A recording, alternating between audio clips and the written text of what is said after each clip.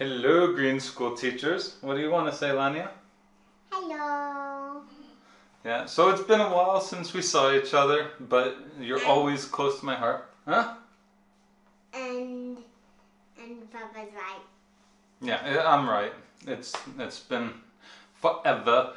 But I figured I would say hello and give you some of my thoughts because we are now 3 weeks into teaching online, and I hear you guys are turning green school into an online school. Yay!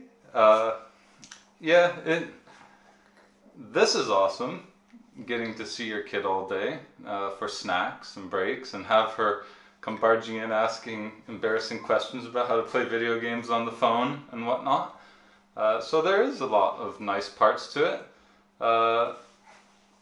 There's also a lot of things I miss, like seeing real live kids at times who I could talk to and actually see their facial expressions, because they mess with those web cameras and their names, I promise you.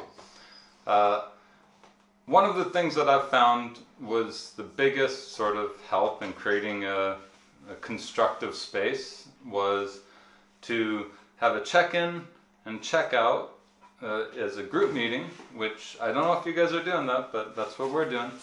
But then in the time in between, I just leave the camera on, or actually I shouldn't say the camera on, I leave the chat room open and let kids pop in and out to ask questions as they will, but even as a space for them to socialize. Last week I had one of the most beautiful things.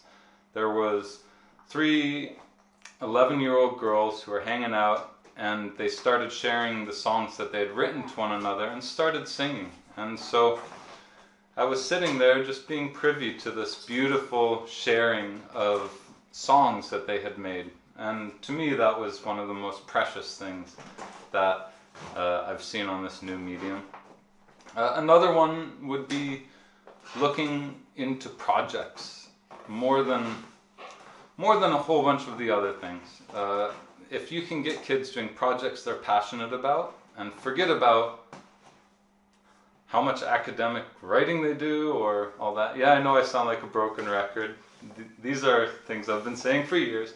But seriously, they need something that they can be intrinsically motivated and passionate about to take on. And that's, I think, one of the keys that we're adjusting to. We are actually changing our model to be more and more about the projects and the personal learning goals, and forget about whether or not they can do X, Y, and Z math at this time. I guess that's important too. Yeah, so there we go.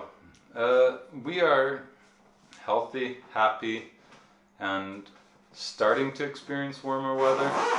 I do miss true warmth, I'm gonna be honest there. But this is alright. We'll get through this. We're having fun while doing it, and it's a beautiful opportunity to really rethink what school is for everybody. So there you go.